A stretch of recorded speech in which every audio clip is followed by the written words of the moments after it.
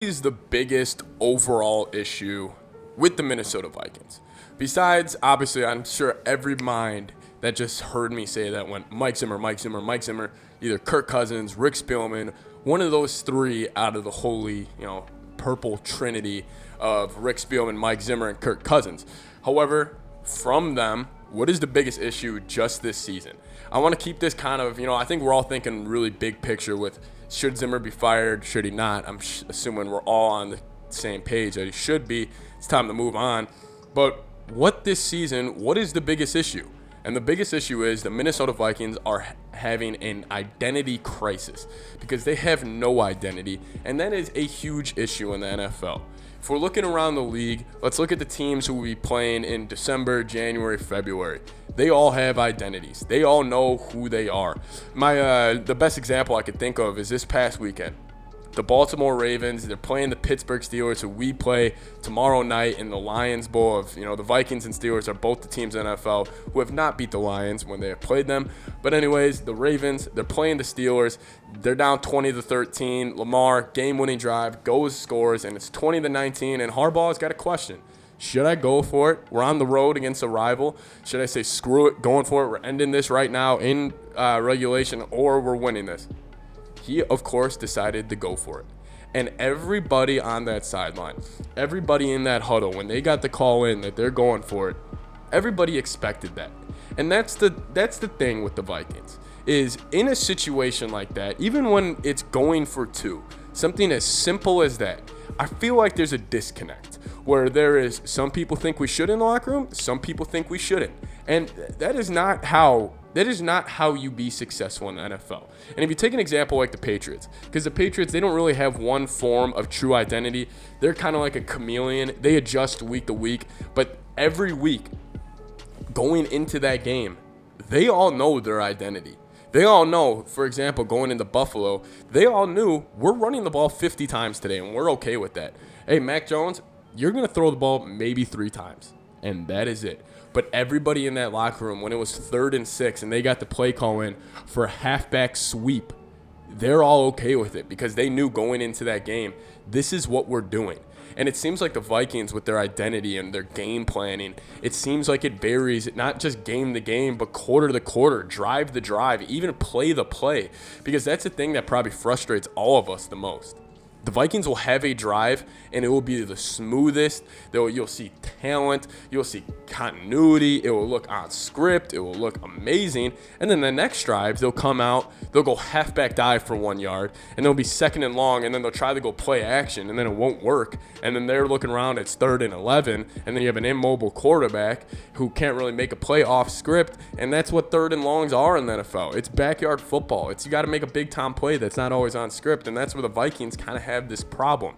Now, the Vikings struggle with identity. I think it comes from this notion that they're a power running team, or they're a running team in general. The Vikings are 15th in rushing yards this year, and they're top 10 in attempts.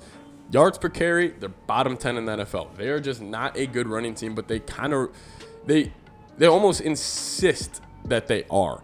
They're almost trying to force themselves to be a power running team, and they're not adjusting to the personnel. If you look at the personnel on this roster, this is a team who should be throwing the ball 45 times a game and letting the run game come after.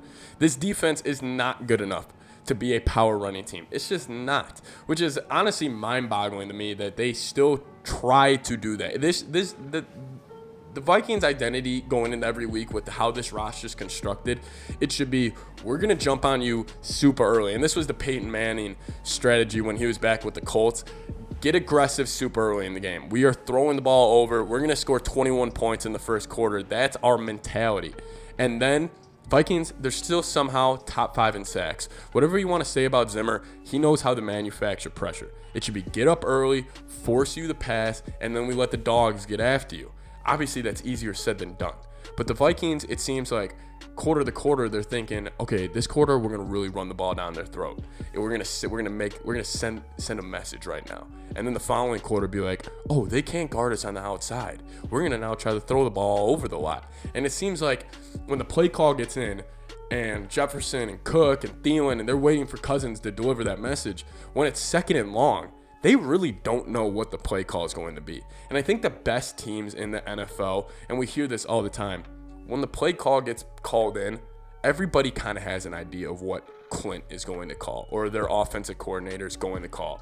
That's when you have the most chemistry. That's when you have that really good relationship with your offensive coordinator. The Vikings just don't have that. Now the bigger issue with this, not having an identity. This could really lose the locker room very fast. And I already think the locker room's being lost just because of the debacle with the Lions. But for example, if we come out and we lose to Pittsburgh tomorrow night and it's an ugly game and we can't really get anything going in offense and Najee Harris is running for $125, 2 touchdowns, it could be a very ugly scene in US Bank Stadium. I think the Boo Birds will be out. I think they'll be loud. I'm assuming if we're down at half, we could be leading at half. And if it's an ugly game, I would hope the fans at US Bank would start a boo chant.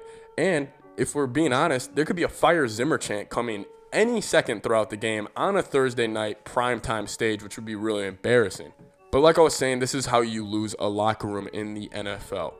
You start to question, what are we doing? What's our plan week to week? Do we have a plan? Because then when you don't have a plan, you start losing games. You start losing games you're not supposed to lose, such as the Lions game. But the Vikings came into that Lions game saying, we're going to run the ball 35 times. We're going to throw the ball 50 times. Stick to that.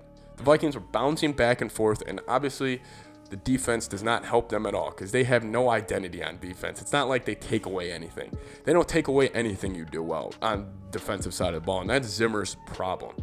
But when it comes to when you start losing players and they start questioning who they are as a team, and you start losing chemistry and you start losing games, and then the front office, it's just like it's almost like an avalanche happening. It's just like a huge avalanche of bad thing after another. Oh, you lose to the Lions. You lose to the Steelers. Zimmer gets fired. You lose the locker room. It's a very toxic environment if you don't stop this right now. And that's what not having an identity in the NFL causes. Causes the locker room to kind of lose its connection with each other.